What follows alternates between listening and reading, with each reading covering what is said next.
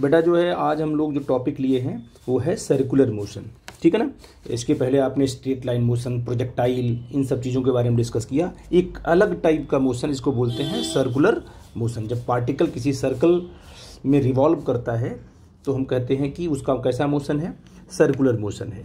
Circular motion में कुछ चीज़ों को आपको ध्यान देना होगा कि सर्कुलर मोशन में पार्टिकल की जो वेलोसिटी है वो हमेशा चेंज होगी। हमेशा पार्टिकल की वेलोसिटी सर्कुलर मोशन में हमेशा चेंज होती है, पहला कॉन्सेप्ट। दूसरा ये है कि जो सर्कुलर मोशन जो पार्टिकल यहाँ पर करता हुआ दिखाई पड़ रहा है तो उसकी जो वेलोसिटी वो तो चेंज हो रही है, क्योंकि वेलोसिटी डिपेंड करती है डायरेक्शन पर और मैग्नीट्यूड पर। तो जब भी पार्टिकल सर्कुलर मोशन करेगा तो उस पार्टिकल की डायरेक्शन चेंज होगी ही होगी। और आपको पता है कि पार्टिकल की जो वेलोसिटी है वो डिपेंड करती है डायरेक्शन पर, वेलोसिटी की डायरेक्शन और वेलोसिटी का मैग्नीट्यूड। इन दोनों में से कोई एक भी चेंज हुआ तो पार्टिकल की वेलोसिटी चेंज हो जाएगी। तो सर्कुलर मोशन में डायरेक्शन हमेशा चेंज होती है तो पार्टिकल की वेलोसिटी भी हमेशा चेंज होती है, पहला कॉन्सेप्ट। हाँ, डायरेक्शन तो हमेशा चेंज हो रही है। हम क्या है, पार्टिकल के मैग्नीट्यूड को, पार्टिकल के वेलोसिटी के मैग्नीट्यूड को हम फिक्स रख सकते हैं, जिसको स्पीड बोलते हैं। तो एक ऐसा सर्कुलर मोशन जिसमें पार्टिकल की जो वेलोसिटी है उसका जो मैग्नीट्यूड है, जिसको स्पीड बोलते हैं, अगर वो फिक्स है, हर पॉइंट पर पार्टिकल की स्पीड फिक्स है, तो ऐसे मोशन को बोलेंगे यूनिफॉर्म सर्कुलर मोशन, ठीक है ना। अगर स्पीड हर पॉइंट पे फिक्स है तो कहेंगे कि ये यूनिफॉर्म सर्कुलर मोशन है। और अगर स्पीड हर पॉइंट पर चेंज हो रही है, डायरेक्शन तो चेंज होगी ही होगी। अगर स्पीड हर पॉइंट पर चेंज हो रही है पार्टिकल की तो हम कहेंगे कि ये नॉन यूनिफॉर्म सर्कुलर मोशन है। इन दोनों कैटेगरी को हम वन बाय वन करके एक्सप्लेन करेंगे, बट अभी जो बेसिक डेफिनेशन है जहां से क्वेश्चन अराइज होते हैं उनको भी हम लोग देख लेते हैं। सबसे पहले हम लोग पढ़ते हैं एंगुलर वेलोसिटी के बारे में। तो बेटा देखो, ये आपका एक्स एक्सिस है, ये आपका वाई एक्सिस है। मान लो किसी भी पॉइंट पर, किसी भी टाइम टी पर पार्टिकल पी पर था और पार्टिकल जो है एंगुलर सर्कुलर मोशन करता हुआ डेल्टा टी टाइम में, कितने टाइम में, डेल्टा टी टाइम में पी डैश पे पहुंच गया। तो उसने जो एंगुलर डिस्प्लेसमेंट कवर किया वो कितना किया, डेल्टा एस किया।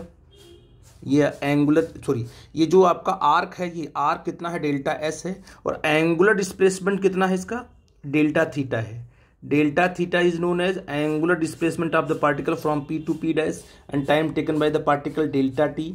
और डेल्टा एस क्या है, ये लीनियर डिस्प्लेसमेंट है पी से लेके पी डैश तक, ठीक है ना। तो एंगुलर वेलोसिटी को हम डिफाइन कैसे करते हैं, क्योंकि भाई पार्टिकल सर्कुलर मोशन कर रहा है, उसके पास कौन सी वेलोसिटी होगी, एंगुलर वेलोसिटी। इसको हम ओमेगा से रिप्रेजेंट करते हैं, ठीक है बेटा जी। तो आपको सर यहाँ पर ओमेगा इज इक्वल टू, ये हो जाए तो मान limit delta theta tends to, time को करेंगे हम, डेल्टा टी टेंस टू क्या है 0, delta theta upon delta T, angular displacement upon time, इसको बोलेंगे D theta upon D T. Rate of change of angular displacement is known as angular velocity, ठीक है ना। और ये जो एंगुलर वेलोसिटी है ये एक वेक्टर क्वांटिटी है, this is a vector quantity, ये एक वेक्टर क्वांटिटी है बेटा, ठीक है ना। ये आपकी एक वेक्टर क्वांटिटी है और इसकी जो डायरेक्शन है, राइट हैंड थंब रूल से निकालेंगे हम, ये होगी perpendicular to the plane of motion, plane of motion या सर्कुलर मोशन।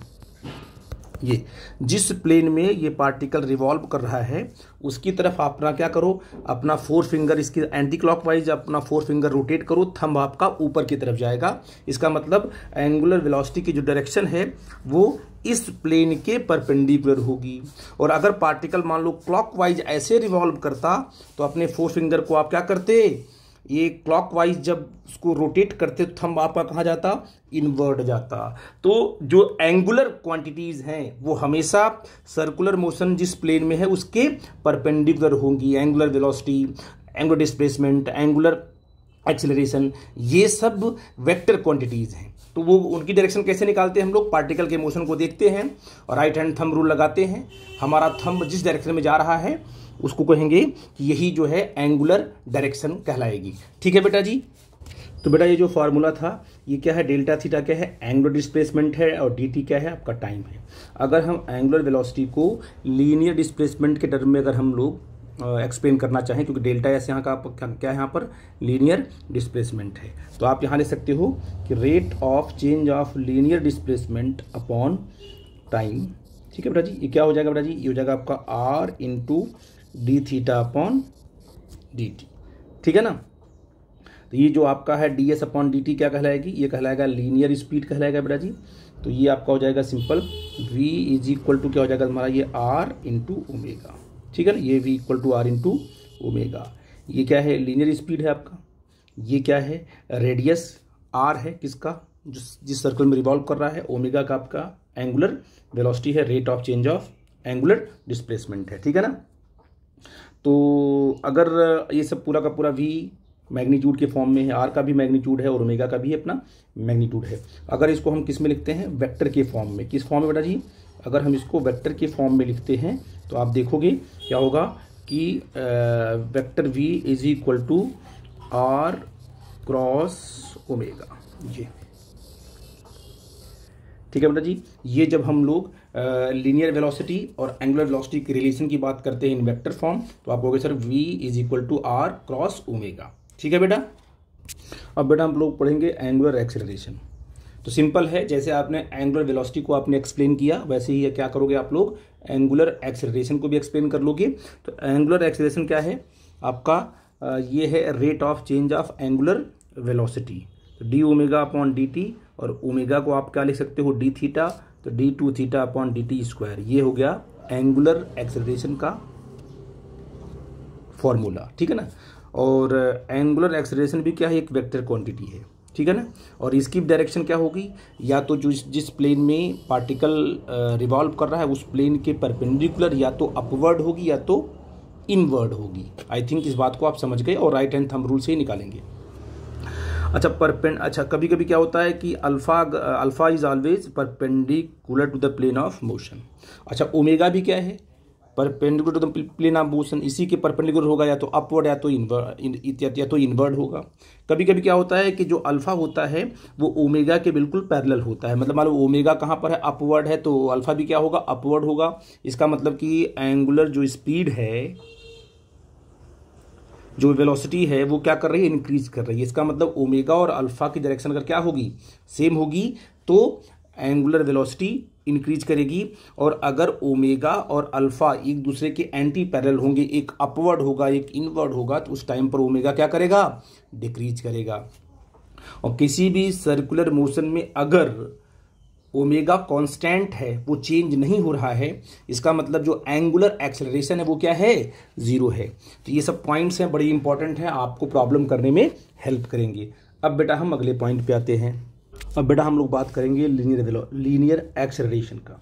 जो आपका लीनियर एक्सेलरेशन होता है, वास्तव लीनियर एक्सेलरेशन के दो कंपोनेंट होते हैं। एक तो रेडियल एक्सेलरेशन, जो कि पार्टिकल की जो लीनियर वेलोसिटी है उसकी डायरेक्शन को चेंज करने के लिए क्या रिस्पॉन्सिबल है?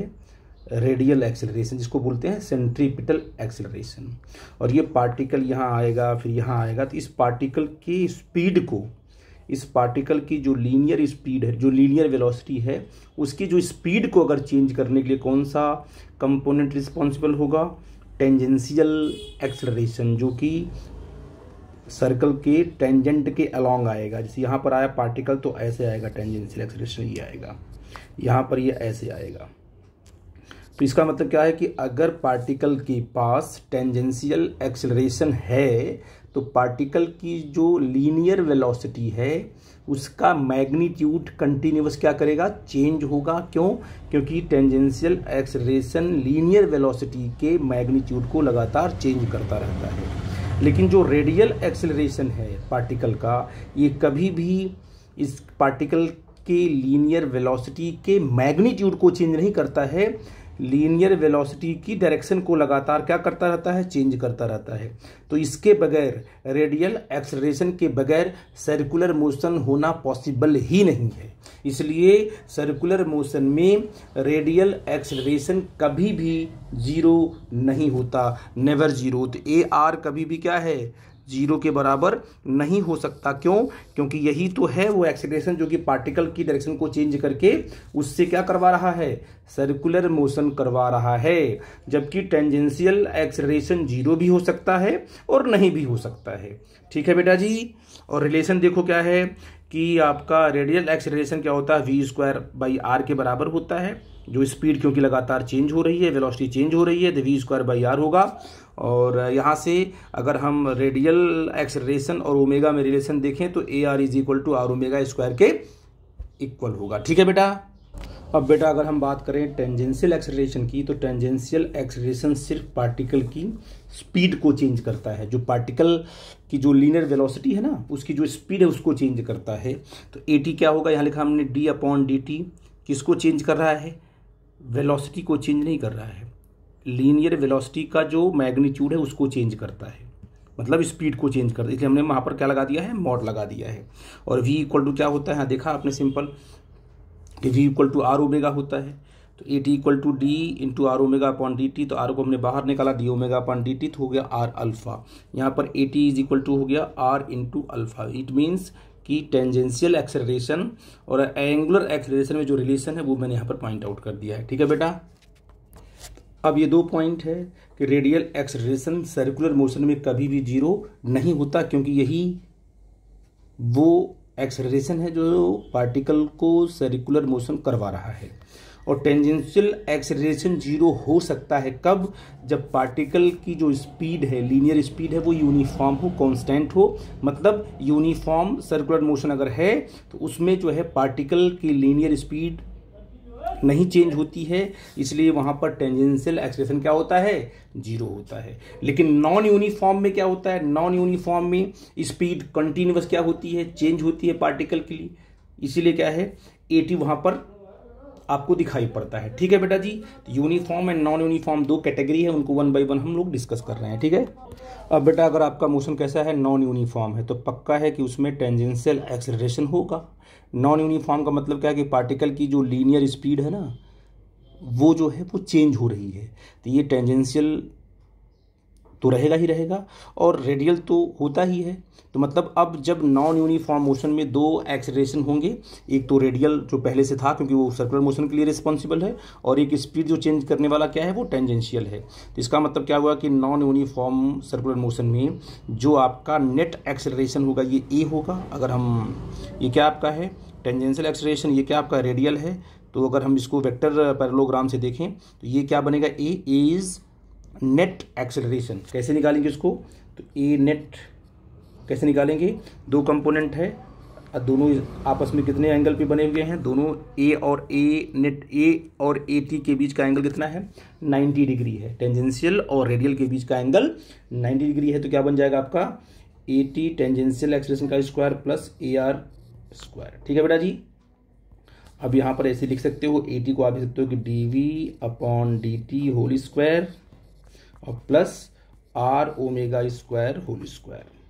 ठीक है बेटा जी। जब इसको सॉल्व करते हैं हम लोग तो क्या आ जाएगा, सिंपल, ये r alpha square plus r⍵² whole square. ठीक है बेटा जी। आई थिंक ये आपका ए नेट निकल के आता है। जब भी प्रॉब्लम करना हो तो आप इस तरीके से करोगे और ये निकल गया। ठीक है बेटा जी। और अगर आपका यूनिफॉर्म सर्कुलर मोशन होगा तो, यूनिफॉर्म होगा तो AT आपका 0 होगा, तो ए नेट कितना होगा, सिंपल AR के बराबर होगा। ठीक है ना, अगर यूनिफॉर्म होगा तो। यहाँ से अगर हम चाहते हैं कि what is the direction of A net, तो यहाँ से बीटा किससे एंगल बना रहा है, AT से बना रहा है, तो tan बीटा = क्या होगा, radial acceleration opposite side upon adjacent side क्या आपका AT होगा। इस तरीके से क्या करेंगे हम लोग, हम बीटा मतलब जो आपका रिजल्टेंट एक्सेलरेशन है उसकी डायरेक्शन को भी हम लोग निकाल सकते हैं फ्रॉम टेंजेंशियल एक्सेलरेशन। ठीक है ना बेटा, इस तरीके से ये आपका फॉर्मूला आ गया। तो वेक्टर का हम रूल लगाकर इसे हमने ए नेट फाइंड आउट कर लिया in case of non uniform circular motion. ठीक है बेटा। अब बेटा यहाँ पर यूनिफॉर्म सर्कुलर मोशन की बात करें। अगर आपका सर्कुलर मोशन यूनिफॉर्म है तो पता है कि लीनियर स्पीड क्या होगी, कांस्टेंट होगी, पता आपको है सारे बच्चों को। तो अगर लीनियर स्पीड कांस्टेंट, इसका मतलब कि लीनियर स्पीड अगर चेंज नहीं हो रही, इसका मतलब 80 नहीं है, क्योंकि टेंजेंशियल एक्सेलरेशन क्या करता है, लीनियर स्पीड को चेंज करता है। तो अगर लीनियर स्पीड ही फिक्स हो गई तो मतलब 80 आपका जीरो हो गया। अगर टेंजेंशियल एक्सेलरेशन जीरो हो गया तो अल्फा आपका जीरो है और एंगुलर वेलोसिटी आपकी कांस्टेंट है। तो ये कंडीशन किसकी हो गई, यूनिफॉर्म सर्कुलर मोशन की बात कर रही है। ठीक है बेटा जी। अब हम अगले कॉन्सेप्ट पे आते हैं। तो बेटा हम बात करेंगे uniform angular acceleration motion. Angular acceleration का मतलब अल्फा, एक ऐसा एंगुलर एक्सेलरेशन, एक ऐसा सर्कुलर मोशन जिसमें अल्फा कांस्टेंट है, हर पॉइंट पर अल्फा क्या है, कांस्टेंट है। तो अगर अल्फा आपका कांस्टेंट होगा, ठीक है ना, एंगुलर वेलोसिटी हर पॉइंट पे चेंज हो रही है लेकिन अल्फा क्या है तुम्हारा, कांस्टेंट है। तो इसके पहले आप लोगों ने पढ़ा होगा फ्री फॉल मोशन में या यूनिफॉर्म एक्सेलरेटेड मोशन की बात की होगी, जिसमें आपने क्या कहा था कि ए आपका कांस्टेंट है। तो आपने जितनी भी स्पीड इक्वेशन थे, 4 स्पीड इक्वेशन थे, उसमें आपने s equal to u t plus half a t का square, v equal to u plus a t. तो जब आपने कहा कि एक्सेलरेशन हमारा कांस्टेंट था, लीनियर एक्सेलरेशन कांस्टेंट था, तो हमारे पास 4 स्पीड इक्वेशन थी, हमने उसको पॉइंट आउट किया। वही स्पीड इक्वेशन यहाँ भी अप्लाई करना है, क्योंकि यहाँ पर अल्फा क्या है, एंगुलर एक्सेलरेशन है और कांस्टेंट है। जहाँ पर हम यू लिखते थे वहाँ पर हम ओमेगा नॉट लिखेंगे, जहाँ पर हम लिखते थे फाइनल वेलोसिटी वहाँ पर हम final angular velocity simple omega लिखेंगे। वहाँ पर हम लोग लिखते थे लीनियर एक्सेलरेशन ए, यहाँ पर लिखेंगे एंगुलर एक्सेलरेशन अल्फा।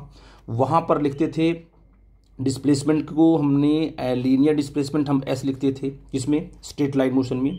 और जब एंगुलर मोशन होगा तो उसमें जो लीनियर डिस्प्लेसमेंट है उसको रिप्लेस करेंगे एंगुलर डिस्प्लेसमेंट से। सारे के सारे इक्वेशंस वही होंगे। ठीक है बेटा जी। तो बता ये 3 बेसिक इक्वेशन है जहाँ पर एंगुलर एक्सेलरेशन कांस्टेंट है, सिंपल वही है, v equal to u plus a t, s equal to u t plus half a t का स्क्वायर, और v square equal to u square plus 2as। ठीक है ना। जिस प्रकार से हमने क्या किया था स्ट्रेट लाइन मोशन में हमने डिस्कस किया था या फ्री फॉल में, वैसे ही omega is equal to omega not plus alpha t, theta equal to omega not t plus 1/2 alpha t square, omega square final angular velocity omega square is equal to omega not square plus 2 alpha theta. ये speed equation simple हम use करके problem solve कर सकते हैं जब angular acceleration हमारा constant होगा। ठीक है बेटा। अब बेटा हम बात कर लेते हैं कि फोर्स इन सर्कुलर मोशन। अगर कोई पार्टिकल सर्कुलर मोशन कर रहा है तो उसमें कौन कौन से फोर्स एक्ट हो रहे हैं, क्योंकि आपने अभी देखा कि टेंजेंशियल एक्सेलरेशन और रेडियल एक्सेलरेशन दोनों ही हो सकते हैं किसमें, सर्कुलर मोशन में। तो सबसे पहली बात है कि अगर रेडियल, क्योंकि रेडियल तो रहेगा ही रहेगा, तो रेडियल एक्सेलरेशन कहाँ होता है, मान लो सेंटर यहाँ पर क्या है, ये आपने क्या कहा कि सर ये सेंटर है, तो आपका सेंटर मान लो यहाँ पर है, ये सेंटर आपका है, तो रेडियल एक्सेलरेशन इज ऑलवेज क्या है, टुवर्ड द सेंटर। ठीक है बेटा जी। ये देखा जाए तो आपको गए, ये देखो इस तरीके से आपको हो गए यहाँ पर, सॉरी थोड़ा सा डायग्राम को हमने सही करना है, ये आपका रेडियल एक्सेलरेशन है, इसको बोलेंगे ए आर।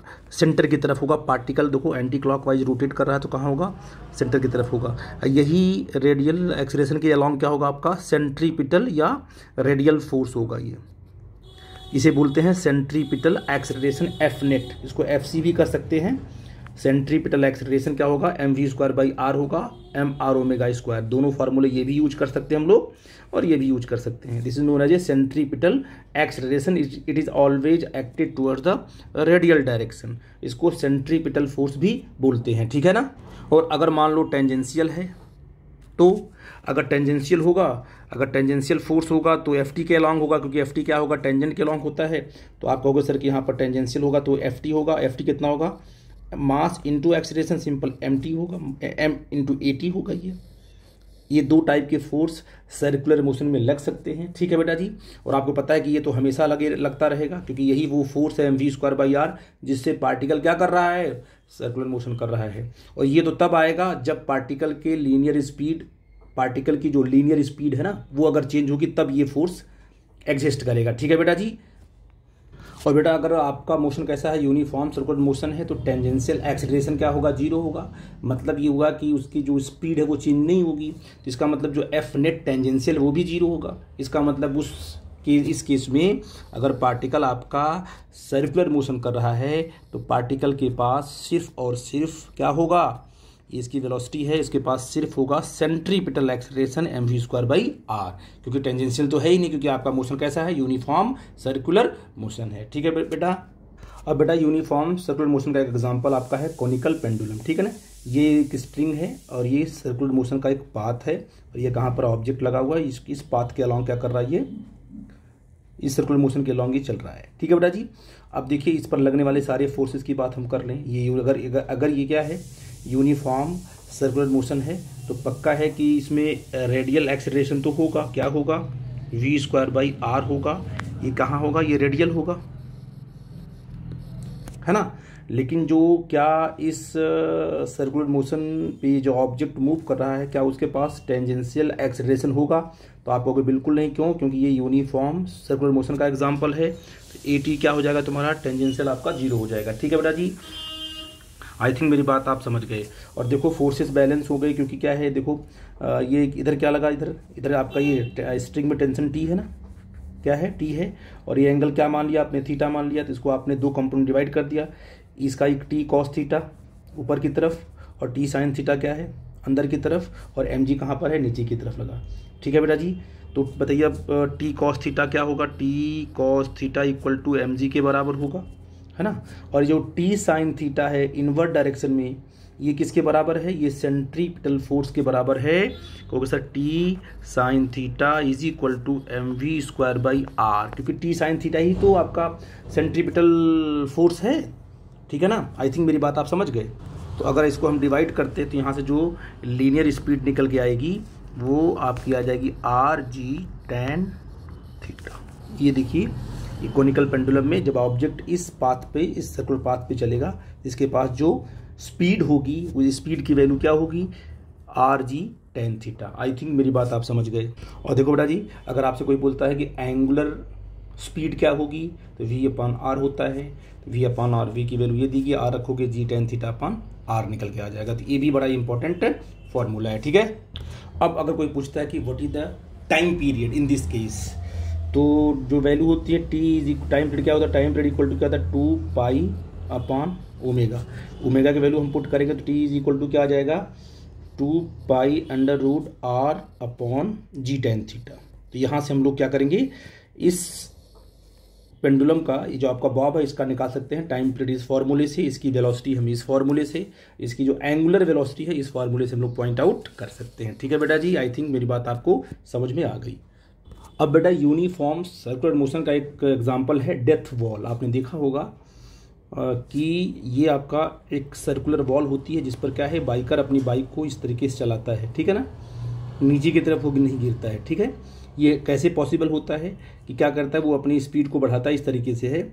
अब बताइए, और ये जो आपकी कार है, ये कार क्या करेगी, इस वॉल को प्रेस करेगी कहाँ पर, लेफ्ट साइड में। तो ये वॉल जो है इस कार पर एक फोर्स लगाएगी नॉर्मल कहाँ पर, राइट साइड में, जो कि सेंट्रीपिटल फोर्स का काम करेगा। ठीक है बेटा जी। और इस वॉल और इस जो आपका ये वॉल है, आपका जो कार है, इनके बीच में एक फ्रिक्शन काम, क्योंकि ये जो mg है कार को कहाँ खींचेगा, नीचे की तरफ। जब कार नीचे की तरफ आएगी तो इन दोनों के बीच में जो कांटेक्ट पॉइंट है इस पर फ्रिक्शन काम करेगा ऊपर की तरफ। ठीक है ना। तो वो फ्रिक्शन क्या करता है, mg को बैलेंस करता है। और सेंट्रीपिटल फोर्स कितना होता है, वो नॉर्मल रिएक्शन के बराबर होता है। तो यहाँ पर हम कह सकते हैं कि F इज इक्वल टू, अगर कोफिशिएंट ऑफ फ्रिक्शन म्यू है तो FR क्या होगा तुम्हारा, FR इक्वल टू क्या होगा, म्यू इंटू n होगा। और किसके बराबर होगा वो, ये mg के बराबर होगा। ठीक है बेटा जी। और यहाँ पर जो नॉर्मल लग रहा है कार पर, वो नॉर्मल किसके बराबर होगा, सीधे सेंट्रीपिटल, क्योंकि centripetal force is always directed towards the centre. तो जो नॉर्मल होगा आपका n जो होगा mv²/r की। इक्वेशन नंबर 1 आ गया आपका, ये 2 आ गया। ठीक है बेटा जी। इस केस में अगर हम देखते हैं कि इसकी स्पीड क्या होनी चाहिए, क्या इसकी स्पीड होती है, दोनों को सॉल्व करेंगे तो v इक्वल टू क्या आ जाएगा, √rg/μ। ठीक है ना, ये स्पीड का इक्वेशन आ गया in case of depth wall. ठीक है बेटा जी। इस बात को अच्छे से समझो, और इसको जब हम यूज करेंगे न्यूमेरिकल प्रॉब्लम में तो ये आपको और भी कॉन्सेप्ट क्लियर होगा। ठीक है। अब देखो बेटा हम लोग पढ़ने वाले हैं बैंकिंग ऑफ रोड्स। ठीक है ना। थोड़ा हम क्या करते हैं, रोड को थोड़ा सा क्या है, टर्न, जब जहाँ टर्न आता है वहाँ पर हम क्या है, रोड को थोड़े एंगल से हम लोग टिल्ट कर देते हैं, उनको बोलते हैं बैंकिंग। तो आपने कहा कि हमारा हॉरिजॉन्टल है, ये हमारा रोड है, और रोड का ये सर्कुलर देखो पाथ ही है, यहाँ से इसे टर्न होकर के ऐसे आना है यहाँ पर, ठीक है ना। तो ये कितने एंगल से उठा हुआ है, थीटा एंगल से, ठीक है ना। किस लिए करते हैं आपको बताते हैं। सबसे पहले मान लिया कि ये कार के टायर और इस रोड की सरफेस में कोई फ्रिक्शन नहीं है, तब क्या करना होगा हमें, स्कीडिंग को बचाने के लिए क्या करना होगा, कार बाहर न निकल जाए उसके लिए हमें क्या करना होगा, या कार स्लाइड ना करे उसके लिए हमें क्या करना होगा। देखो अब आपने कहा कि कार का जो वेट है वो कितना है, mg है, ठीक है ना, ये इसका mg है, तो ये अगर थीटा है तो ये भी क्या होगा, आपका थीटा होगा। तो पता हो ना आपको, ये भी क्या एंगल होगा, ये एंगल आपका थीटा होगा, ठीक है ना। अच्छा, तो आपने कहा कि सर इधर क्या आ जाएगा तुम्हारा, अच्छा ये आपका हो गया इधर। तो इसका जो है कि अब हॉरिजॉन्टल में जो आपने, ये आपका रेडियस है, सेंटर यहाँ है ना, पूरे सर्कुलर पाथ का सेंटर यहाँ पर है। ये आपका नॉर्मल जो इस कार पे लगेगा, कार और सरफेस के बीच में जो नॉर्मल रिएक्शन वो n होगा, और इस n के दो कंपोनेंट होंगे, क्योंकि ये भी थीटा होगा, ये क्या होगा तुम्हारा n cos थीटा होगा, और उसके बिल्कुल जस्ट परपेंडिकुलर क्या होगा तुम्हारा n sin थीटा होगा। ये n sin थीटा ही आपका सेंट्रीपिटल फोर्स का काम करेगा, ठीक है बेटा जी। और n cos थीटा किसको बैलेंस करेगा, mg को बैलेंस करेगा। आई थिंक मेरी बात आप समझ पाए मैं क्या बोल रहा हूँ। तो आपने क्या कहा, इसमें सारे अगर फोर्सेस बैलेंस हैं तो क्या होगा तुम्हारा, बोलो जी, n cos theta is equal to mg होगा, ठीक है बेटा जी। और n sin theta is equal to क्या होगा, सेंट्रीपिटल फोर्स के बराबर होगा mv² r होगा, ठीक है ना। इसको सॉल्व कर देंगे तो tan थीटा क्या आ जाएगा, सीधे tan थीटा इक्वल टू आ जाएगा v²/rg, r स्मॉल ले लो चाहे कैपिटल ले लो, डिपेंडिंग ऑन यू। और यहाँ से आपका थीटा क्या आ जाएगा, ठीक है ना। तो ये आप अच्छा वेलोसिटी v क्या आ जाएगी, √what rg tan theta, rg tan theta, ये इसकी वेलोसिटी आ गई जब फ्रिक्शन नहीं है। r मतलब ये स्मॉल r कर सकते हैं यहाँ पर, rg tan थीटा, ये तो आप जानते हो, बड़ा इंपॉर्टेंट फार्मूला है, ये कई बार पूछा भी जा चुका है। तो आई थिंक फ्रिक्शन नहीं है, तो इस कार की वेलोसिटी क्या होनी चाहिए, rg tan थीटा के बराबर होनी चाहिए। और बेटा अगर फ्रिक्शन प्रेजेंट है तब क्या होगा, सारी चीज़ें बिल्कुल ऐसी होंगी। फ्रिक्शन प्रेजेंट है तो आपकी जब ये कार जब स्लाइड कहाँ करेगी, डाउनवर्ड डायरेक्शन में। कहाँ करेगी बेटा जी, अगर ये कार आपकी डाउनवर्ड डायरेक्शन में स्लाइड कर रही है, ठीक है ना, तो फ्रिक्शन कहाँ काम करेगा, अपवर्ड डायरेक्शन में काम करेगा। यस और नो, ये तुम्हारा फ्रिक्शन काम करेगा, ठीक है ना। अब इस फ्रिक्शन के भी दो कंपोनेंट होंगे, एक इधर होगा क्या, इस साइड होगा व्हाट, ये अगर थीटा बनेगा नहीं बनेगा तो ये होगा तुम्हारा कितना, f(r cos थीटा), इधर कितना बन जाएगा, इसके अलॉन्ग कितना बन जाएगा, f(r sin थीटा), ठीक है ना। तो मतलब अब अपवर्ड डायरेक्शन में कितने फोर्स आ गए, n cos theta plus f(r sin theta) कर लोगे, ठीक है ना। तो आप कहोगे सर कि अपवर्ड डायरेक्शन को अगर हम आप बैलेंस करते हैं तो n cos theta plus f(r sin theta), yes, और इज इक्वल टू mg हो जाएगा, फोर्सेस बैलेंस हो गए। और अगर आप राइट वाले को बैलेंस करना चाहते हो तो कैसे करोगे बेटा जी, देखो n sin theta minus f, देखो n sin theta minus f(r cos theta), n sin theta अंदर की तरफ है, f(r cos थीटा बाहर की तरफ है। जब इसको नेट निकालोगे तभी तो आएगा, सेंट्रीपिटल फोर्स बराबर आएगा mv²/r आ जाएगा, ठीक है बेटा जी। आई थिंक मेरी बात आप समझ गए। तो बेटा इन दोनों इक्वेशन को हम सॉल्व करेंगे तो हमें क्या मिल जाएगा कि मिनिमम स्पीड मिलेगी, जिससे कि हमारी कार क्या है, स्किड नहीं करेगी, ठीक है ना। तो प्रॉपर तरीके से क्या है, this is the minimum speed, इतनी स्पीड आपको मिनिमम रखनी पड़ेगी, जिससे क्या है कि अगर इसके ऊपर ले गए तो फिर प्रॉब्लम आपको आने लगेगी, ठीक है बेटा जी। और अगर आपको वी मैक्स रखना है, मैक्सिमम स्पीड रखनी है, तब के लिए कैसा ट्रैक बनाना पड़ेगा, उसके लिए फार्मूला आप अप्लाई करना पड़ेगा, rg tan theta plus mu करना पड़ेगा यहाँ पर, जिसे यहाँ माइनस था मिनिमम के लिए, यहाँ प्लस करना पड़ा और यहाँ पर माइनस करना पड़ा। फार्मूला आपका बिल्कुल सेम है, यहाँ पर म्यू कर देंगे 1 माइनस म्यू tan थीटा, ठीक है बेटा जी। आई थिंक मेरी बात आप समझ, मिनिमम स्पीड क्या रख सकते हो और मैक्सिमम क्या रख सकते हो, वो इस फार्मूले से आपको मिलेगा, ठीक है। अब बेटा एक छोटा सा कॉन्सेप्ट है यहाँ पर, देखो हम बात करेंगे किसकी, सेंट्रीफ्यूगल फोर्स की। यहाँ पर एक मैरी गो राउंड आपका है जो कि रिवॉल्व कर रहा है, रोटेट कर रहा है। यहाँ पर एक बच्चा है उससे बंधा हुआ है और वो भी इसी मेरी गो राउंड के साथ क्या है, रिवॉल्व हो रहा है, चल रहा है, ठीक है ना। यहाँ पर एक ब्लॉक रखा हुआ है, एक ब्लॉक यहाँ रखा हुआ है बेटा जी। अब ये ब्लॉक भी क्या कर रहा है, रिवॉल्व कर रहा है। तो अगर ये ब्लॉक, अगर हम बाहर बैठे हैं तो हमें क्या दिखाई पड़ेगा कि ये ब्लॉक जो आपका है सर्कुलर मोशन कर रहा है। हमें क्या दिखाई पड़ेगा कि ये ब्लॉक क्या कर रहा है, सर्कुलर मोशन कर रहा है, क्योंकि ये इसी प्लेट के साथ घूम रहा है, ठीक है ना। तो बताइए, अगर हमसे पूछा जाए कि अगर ये सर्कुलर मोशन कर रहा है तो इस पर लगने वाला फोर्स कौन सा होगा, सेंट्रीपिटल फोर्स इस पर एक्ट होगा ही होगा, वो अंदर की तरफ होगा, तो वो काम करता है फ्रिक्शन। ये बना है फ्रिक्शन आपका, ये आपका फ्रिक्शन, ये इनवर्ड डायरेक्शन में है। लेकिन अगर जो इसी फ्रेम में जो ये रिवॉल्व कर रहा है ये प्लेट, इसी फ्रेम में ये बच्चा खड़ा है, तो इस बच्चे के लिए ये आपका जो ब्लॉक होगा वो तो रेस्ट में होगा, वो तो इक्विलिब्रियम में होगा। तो ये बच्चा कहेगा इस पे लगने वाला जो नेट फोर्स है वो तो जीरो है। तो क्या है कि mg और n ये तो लगेगा ही लगेगा। अब अगर ये इक्विलिब्रियम में है तो ये बच्चा क्या करेगा, इस पर एक स्यूडो फोर्स फील करेगा कि इस पर एक स्यूडो फोर्स लग रहा है। कहाँ पर लग रहा है, वो बाहर की तरफ लग रहा है, जिसको बोलते हैं सेंट्रीफ्यूगल फोर्स। और वो सेंट्रीपिटल के बराबर ही होता है, क्या होता है, mv²/r के बराबर ही होता है, ठीक है बेटा जी। तो इसको बोलते हैं सेंट्रीफ्यूगल फोर्स, जो कि नॉन इनर्शियल फ्रेम में जो बंदा खड़ा है उसको यहाँ पर वो मालूम पड़ता है कि सेंट्रीफ्यूगल फोर्स यहाँ पर लगा है। और न्यूटन सेकेंड लॉ को जो है कि वैलिड करने के लिए, न्यूटन सेकेंड लॉ अप्लाई करने के लिए इसे क्या करना पड़ता है, यहाँ पर एक सेंट्रीफ्यूगल फोर्स लगाना पड़ता है। अदरवाइज इस बॉडी पर एक नेट फोर्स काम कर जाएगा और ये फोर्स कहाँ, ये बॉडी कहाँ मूव करने लगेगी, towards the man. But man के अकॉर्डिंग ये बॉडी रेस्ट में है, तो ये मैन क्या है, इस पर सेंट्रीफ्यूगल फोर्स कहाँ लगाता है, बाहर की तरफ। तो सेंट्रीफ्यूगल फोर्स सर्कुलर मोशन करते हुए ऑब्जेक्ट पर हमें क्या है, और ये सूडो फोर्स है, ये क्या है, एक सूडो फोर्स है, ये एक्चुअल फोर्स नहीं है, ठीक है बेटा जी। आई थिंक मेरी बात आप समझ गए। तो छोटा सा कॉन्सेप्ट था और जो मैंने मैक्सिमम डिस्कस किए हैं, और इस पे जब प्रॉब्लम प्रैक्टिस कराएंगे तो आई थिंक आपको और भी समझ में आएगा। ओके बेटा जी, थैंक यू वेरी मच।